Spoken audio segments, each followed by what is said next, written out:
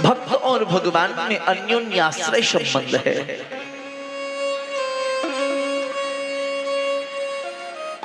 आप जब देवालय में जाते हो, मंदिर में जाते हो, तो परमात्मा को बड़ी प्रसन्नता होती है, खुशी होती है, मुस्कुराते हैं ठाकुर देव। आप वृंदावन में गए होंगे, वृंदावन में प्रधान सप्त देवालय है। सप्त देवालयों में एक देवालय है श्री राधा दामोदर लाल जी का, जिनकी 4 परिक्रमा करने से गिरिराज जी की परिक्रमा का फल मिल जाता है। वृंदावन जाओ, दामोदर लाल जी की 4 परिक्रमा करिए तो गिरिराज जी की परिक्रमा का फल मिलता है।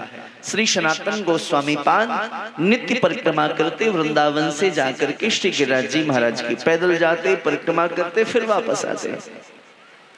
वृद्धावस्था हो गई, परिक्रमा छूट गई।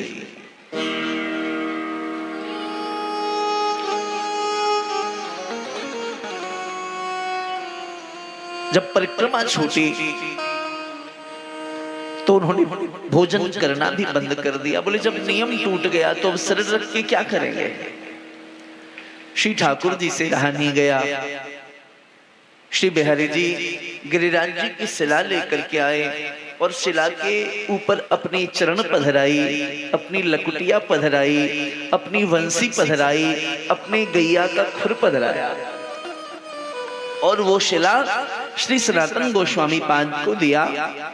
कहा इनकी 4 परिक्रमा करने से आपको श्री गिरिराज जी की परिक्रमा का फल मिलेगा। तो श्री सनातन गोस्वामी पाद उस शिला की परिक्रमा करते और वो शिला आज भी विद्यमान है श्री राधा दामोदर मंदिर में। बहुत ध्यान से समझना। वृंदावन जाओ, आप बुजुर्ग हैं, नहीं चला जा रहा तो दामोदर लाल जी की 4 परिक्रमा, छोटी परिक्रमा आप कर लो, ज्यादा से ज्यादा 5 मिनट लगेगा 4 परिक्रमा करने में, गिरिराज जी की परिक्रमा का फल मिलेगा। तो मैं जो निवेदन करना चाह रहा हूं, सनातन गोस्वामी पाद एक बार मंदिर की व्यवस्था के संबंध को लेकर के गए कोलकाता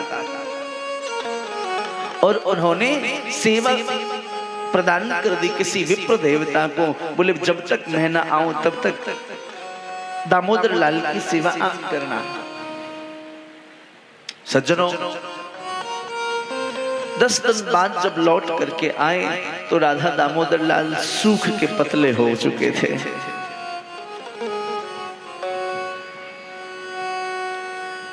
गोस्वामी जी परेशान। पंडित जी को पूछा कि आप भोग नहीं लगाते थे? बोले लगाता तो था। क्या लगाते थे? बोले परसों पूरी पकवान बनाया, एक दिन 56 भोग बनाया, एक दिन फला वस्तु बनाई।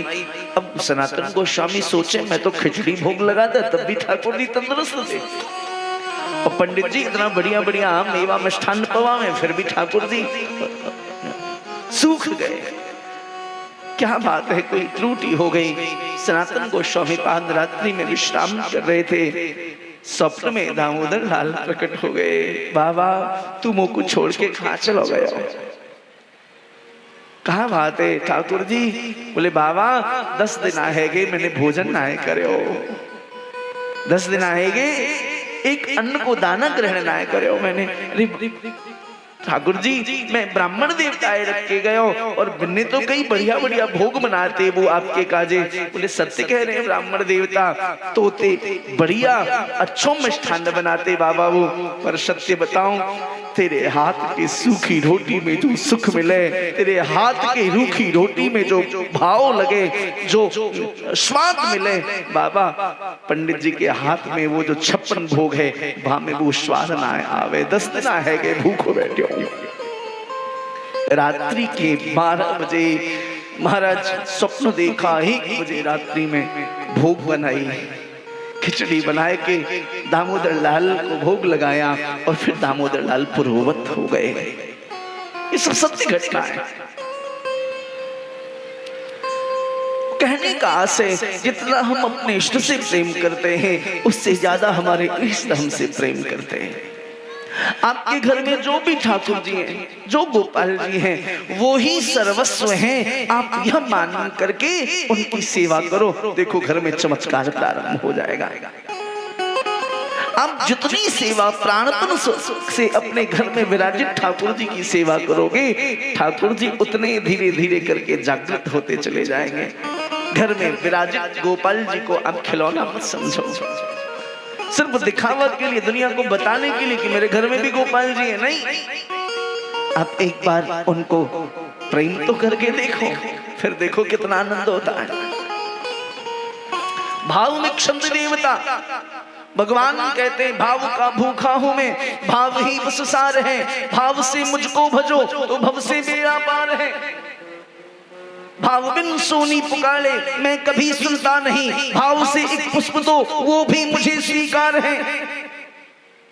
बांध लेते भक्त अपने प्रेम की जंजीर में, इसलिए इस धरा पर होता मेरा अवतार है। भाव का भूखा हूं मैं, भाव ही एक सार है।